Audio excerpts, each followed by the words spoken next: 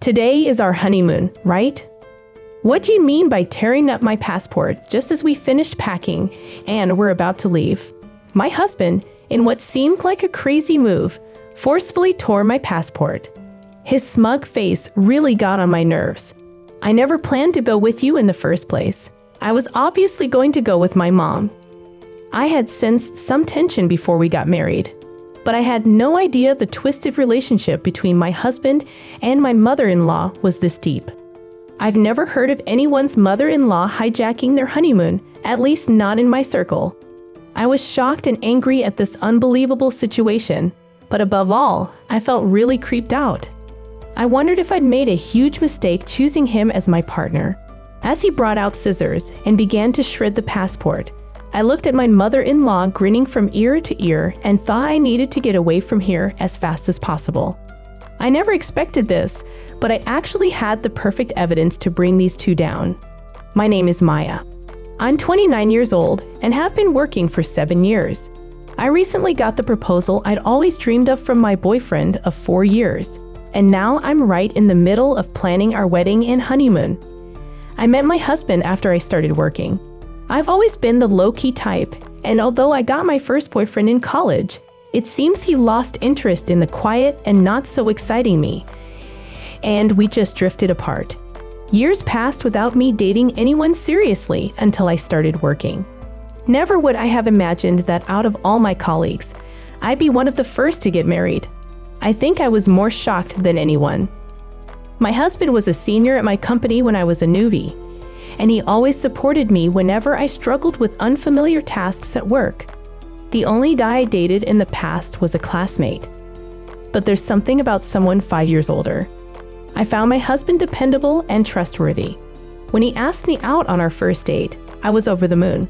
I still cherish the dolphin figurine we'd bought during our first date at the aquarium. When he said he wanted to date with marriage in mind, I felt like I was on cloud 9. We went on many dates, and he proposed to me at the same aquarium where we had our first date. Can I really be this happy? That night, I was so thrilled that I couldn't sleep, and I still remember that feeling with my head still in the clouds. We quickly decided to visit his parents' home the following week, but it was there that I started feeling uneasy about getting married. My father-in-law was very kind, but my mother-in-law seemed to disapprove of me. You could have married someone more outstanding than this plain girl. Being told that at our first meeting filled me with doubt and anxiety about our future life together.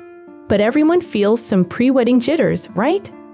So I pretended everything was fine and carried on with the wedding preparations.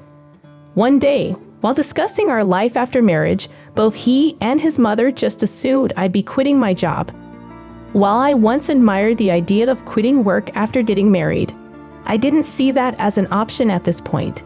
Looking back, I think my ongoing anxieties about marriage prevented me from considering leaving the place where I felt most secure, my job. While dodging the persistent suggestions from my mother-in-law to quit, I decided to keep working at the same company alongside my husband during our wedding preparations. We disagreed on the timing of our official marriage registration. He was eager to formalize, but everything changed when my husband, Luke, did the unthinkable. I was fed up with all the interference from his mother regarding the wedding, and even though Luke knew I wanted to keep my distance from her, he insisted we live with her. Our new place, which we had already signed a lease for, was canceled without me knowing. All of my belongings that were supposed to be moved there could only be sent to my husband's family home. I was at a loss for words, shocked by how everything had been decided without consulting me. The wedding planning was entirely left up to me, and even when I told Luke that meeting all of his mother's requests would exceed the budget, he pretended not to hear.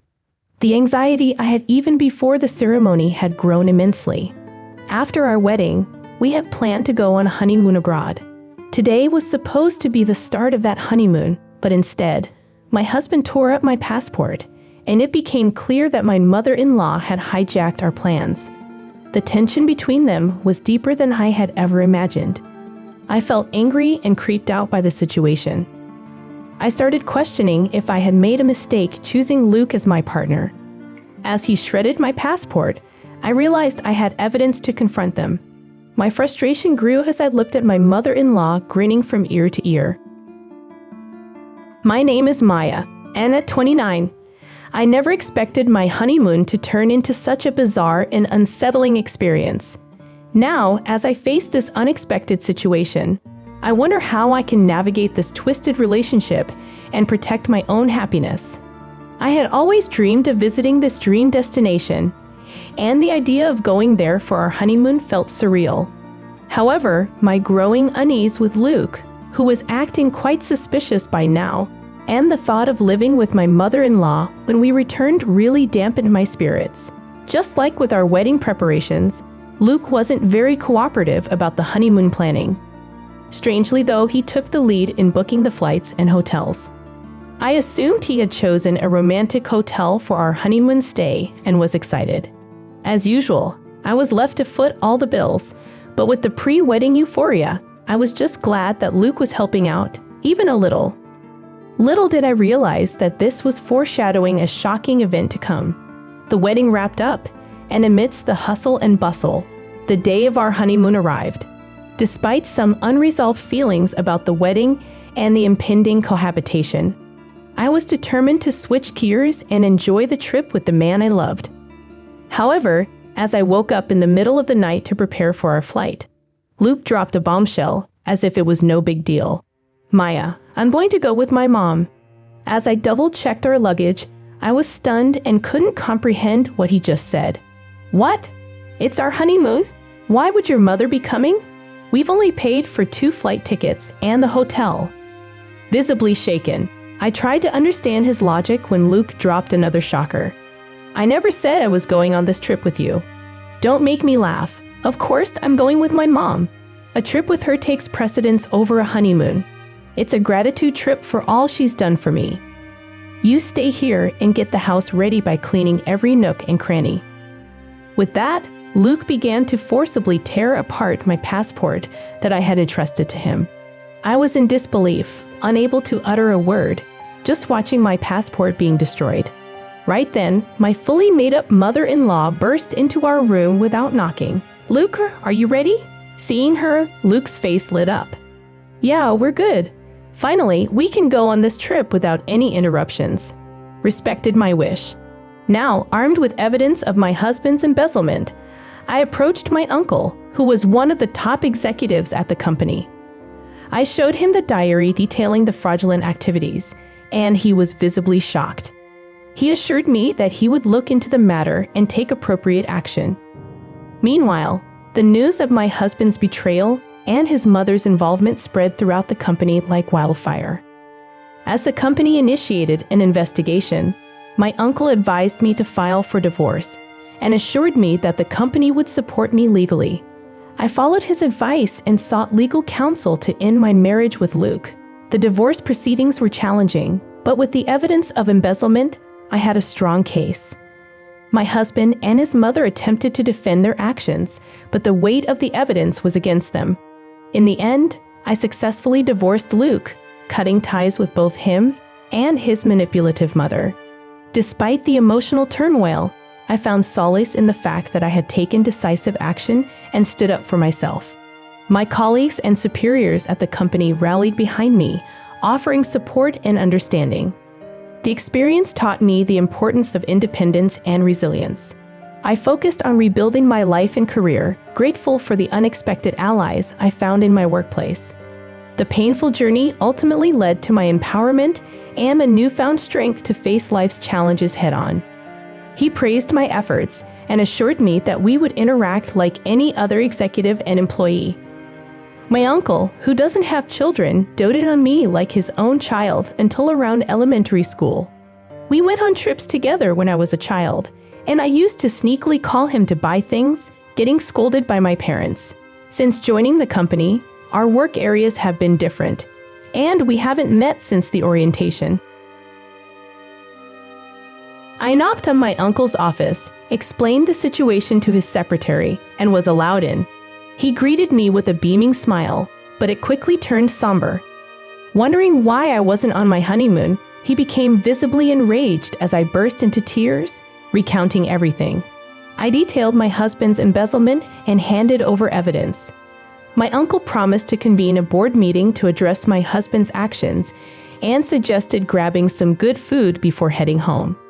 Despite the betrayal of my hijacked honeymoon, I felt genuinely grateful for the warm-hearted people in my life. A week later, my husband and his mother returned, and he called, furious that I hadn't picked them up or cleaned the house. With recommendations from my uncle and parents, I had hired a divorce lawyer, and the process was underway. I shut down my husband's rant, expressing my desire not to hear their voices anymore. He tried to manipulate me, claiming I wouldn't get remarried, and his mother demanded I come back to prepare meals. Unfazed, I informed him about the divorce proceedings and revealed his embezzlement to the company. I think they'll be calling you in soon. Maybe you should get a lawyer too. Bye. I could sense his panic on the other end, but it wasn't my problem anymore. He kept calling, so I just blocked his number. My uncle was aware of our honeymoon dates, so right after our call, the company summoned my husband using the evidence I provided. They verified the information and confirmed the discrepancies in the payments. It turned out the amount my husband embezzled was enormous. In front of the company's executives, my husband desperately tried to defend himself, fabricating a story that I was the real embezzler. At that point, my uncle couldn't hold back and shouted, "My niece would never do such a thing. We've confirmed that you and your mother committed the embezzlement. You're lucky we haven't involved the police yet." Realizing the jig was up and that I was related to senior management, my husband looked as if he had lost his soul that day. Hammered to the company to return the wedding gifts to my colleagues since our marriage had ended soon after the wedding. Everyone refused, saying they had given them as a token of their blessings. While surrounded by this warmth, my ridiculous husband approached, asking why I didn't tell him I was related to the top brass. He apologized and suggested starting over, asking me to talk to my uncle to keep him in the company and make the embezzlement go away. Disgusted, I replied, "Do you even understand what you're saying? Are you okay in the head? Divorce is the only option now. Reflect on your actions and face the consequences." Having said that, I pushed him away. But he must not have had anywhere else to turn. He clung on desperately. Watching this, my colleagues called security, who dragged him away. He was fired immediately. And regarding the embezzlement, it seems the company is seeking damages from my husband. After finding out about the whole situation, my mother-in-law repeatedly tried to contact my family. However, once she consulted my sensible father-in-law, the calls stopped.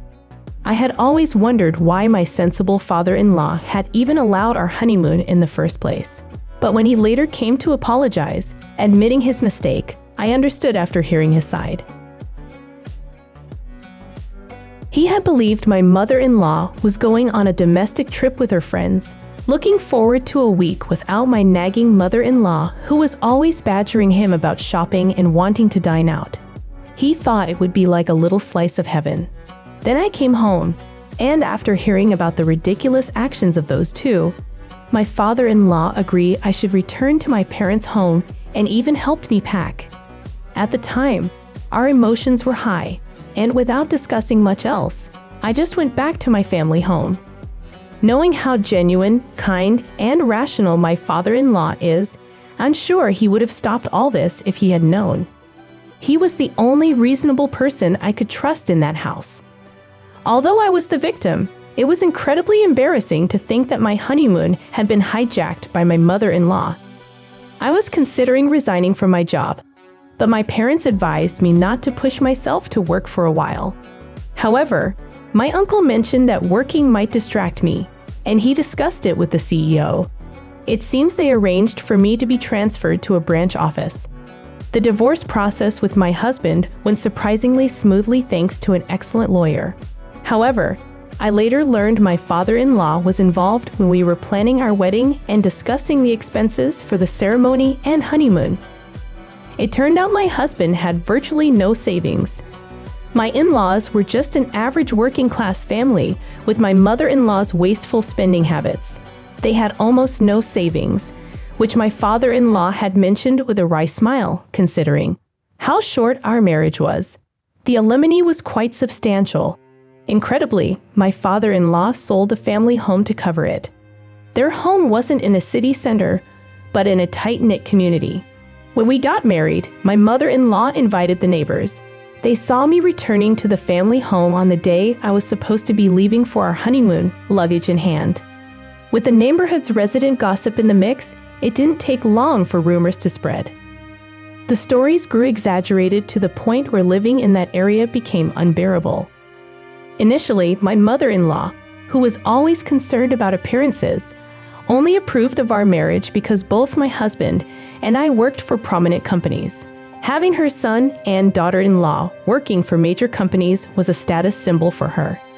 Now, with all the rumors circulating because of her actions, she likely couldn't bear it to live in that house.